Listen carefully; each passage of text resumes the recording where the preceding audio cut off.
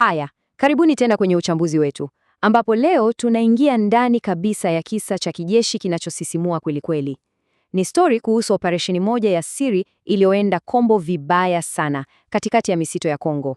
Hii ni hadithi ya kufanya maamuzi yasiyowezekana pale ambapo uzalendo na ubinadamu vinapambana.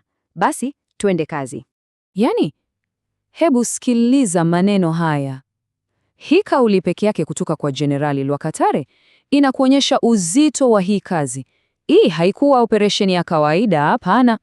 Hili vilikuwa ni swala la usalama wa taifa zima, ambapo maisha ya mamia ya askari yalionekana kama dau dogo tu ukilinganisha na siri iliyokuwa inabebwa.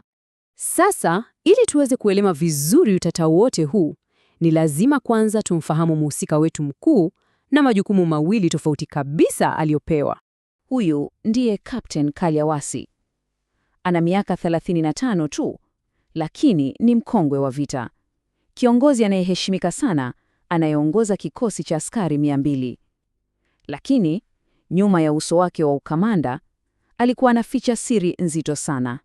Na hapa sasa ndipo mambo yanapoanza kuchanganyika. Kwa dunia nzima na hata kwa askari wake mwenyewe, yeye ni mlinda amani. Lakini kwa siri, jukumu lake halisi lilikuwa ni kusafirisha taarifa za kijasusi za hatari mno. Operesheni ambayo hakuna mtu mwingine aliyepaswa kuijua. Basi, hebu tujiulize, hilo faili lilikuwa na nini hasa ndani yake? Unajua, halikuwa na pesa wala silaha. Lilikuwa na kitu hatari zaidi ya hivyo vyote, ukweli. Ukweli uliokuwa na nguvu ya kubadilisha kabisa mwelekeo wa vita nzima. Ndio maana ilikuwa ni lazima lifike Goma, hata kama gharama ingekuwa maisha yao. Lakini Kalyawasi hakuwa peke yake kwenye hii siri. Alikuwa na timu yake ndogo, timu ya wasomi hawa watatu. Hawa ndio watu pekee waliojua kuhusu uwepo wa operesheni ya siri. Ingawa hata wao wenyewe hawakujua hasa ni nini kilikuwa ndani ya lile faili wanalolilinda kwa maisha yao. Na hapa sasa safari inaanza. Safari ya kutoka eneo salama kule Uganda na kuingia moja kwa moja kwenye taya za hatari kule Kongo. Kwa mtazamo wa juu, kila kitu kilionekana kupangwa vizuri. Msafara mrefu wa malori ya kijeshi ulianza safari taratibu, ukipita kwenye barabara za vumbi. Lakini kadri walivyozidi kusogea, ndivyo walivyozidi kuingia kwenye himaya ya adui. Na hapo ndipo timu ya mawasiliano iliponasa kitu hewani. Na hapa, kama unavyoona, wanaingia kwenye mazingira ambayo ni hatari tupu. Fikiria misitu minene ya Virunga. Miti mirefu inazuia jua na barabara inaonekana kama handaki la giza. Hili lilikuwa ni eneo lao, eneo la waasi. Ghafla, katikati ya miungurumo ya redio, Lieutenant Asha ananasa neno moja tu. Neno la Kifaransa kutoka upande wa adui. Cible. Maana yake lengo. Wao ndio walikuwa lengo. Na kuanzia hapo, kila kitu kinabadilika kwa kasi ya ajabu. Operesheni inageuka kuwa vita vya kuokoa maisha, na Kalyawasi anakabiliwa na uamuzi mgumu kuliko wote aliyowahi kuufanya maishani mwake.